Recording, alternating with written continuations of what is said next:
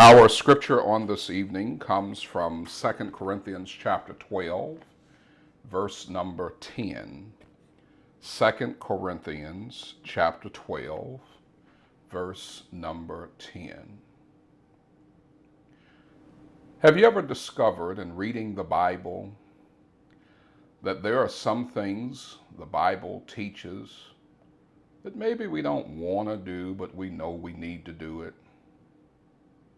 Have you ever thought that there are some things the Bible tells us to do and we just wonder, how in the world can we do that? Not necessarily that we don't want to do it, but is it even possible? Such is the case of 2 Corinthians chapter 12 and verse number 10. It reads, "Therefore I take pleasure in infirmities, in reproaches, in needs, in persecutions, in distresses for Christ's sake. For when I am weak, then am I strong." Notice that last part again. For when I am weak, then am I strong. How do we find ourselves taking pleasure in the displeasurable things of life? Yet we read a scripture where a person who, by all means, is in his right mind, says that those things such as infirmities and reproaches, he takes pleasure in those things. Is it really possible for us to emulate that type of thinking? Well, the blessing may very well be in the very last sentence. For when I am weak, then I am strong. One of the challenges that we have as people is that we believe in projecting strength.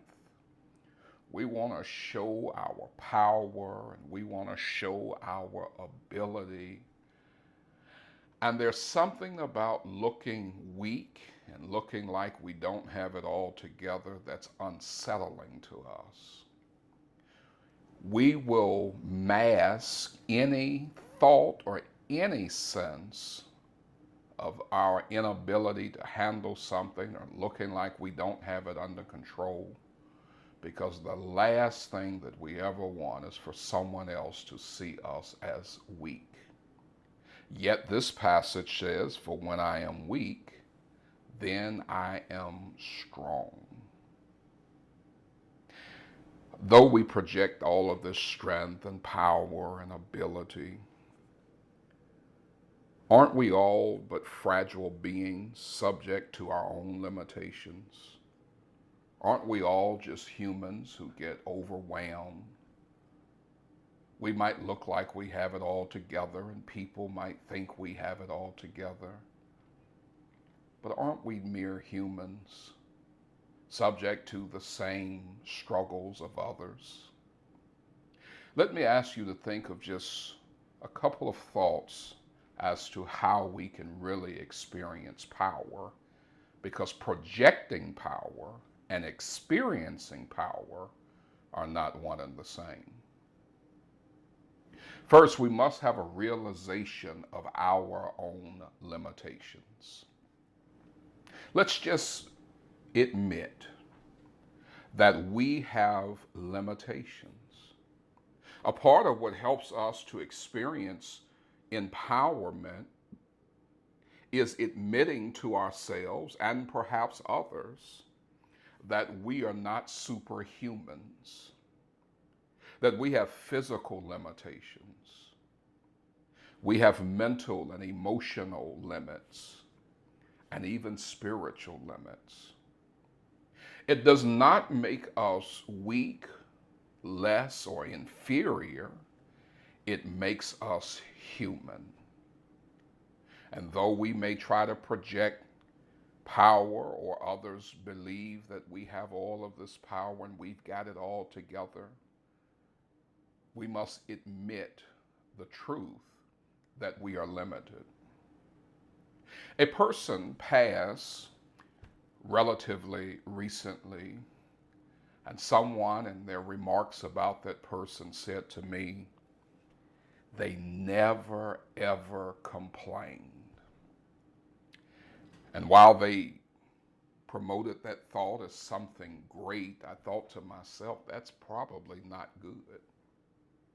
Because we all need to be able to admit that sometimes we are limited, sometimes we're overwhelmed and frustrated, and we shouldn't have to always carry the burden of being strong. It's okay to realize our own limitations. It takes so much more energy trying to prove that you got it all together when you don't have it all together. Another thought to consider is that when we realize our own limitations, then we get to realize God's manifestation or his revealing his grace to us. See, when Paul said that when I am weak, then I am strong, he is saying I don't have to carry the burdens by myself. I don't have to handle everything. I don't have to have all of the answers. I get to experience God's grace. Now, what is interesting is Paul mentions that he is struggling. Why is that interesting? Because here is a man who was able to perform miracles. When you get time, read Acts chapter 13, verses 8 through 12. When you get time, read Acts 14, verses 8 and 10. Read Acts 16, verses 16 through 18. Read Acts 19, verses 11 through 12. Read Acts 20, verses 9 through 12. If you didn't get that, just read Acts 13 through Acts chapter 20. The point is, in each of those chapters that we mention, there was a miracle performed by the hands of Paul. And even this person who could perform miracles had to admit in 2 Corinthians 12 his own limitations. Now, none of us can perform miracles, so what makes us think that we have to have power in and of ourselves when a person who had miraculous power had to admit his own limitations? See, that opens us up for God's grace. He'll do three things with his grace. Number one, he'll develop our character. We become better people because of what we go through and how we come through it. Number two, he develops our faith because we have to learn not to depend on ourselves. Number three, he helps us to develop trust and dependency on him. If Paul, who was able to perform miracles on more than one occasion, had to admit his limitations and his need for grace, I need us to know that in order to finish this race, we're going to need some grace. This has been another installment of A Few Minutes with the Minister.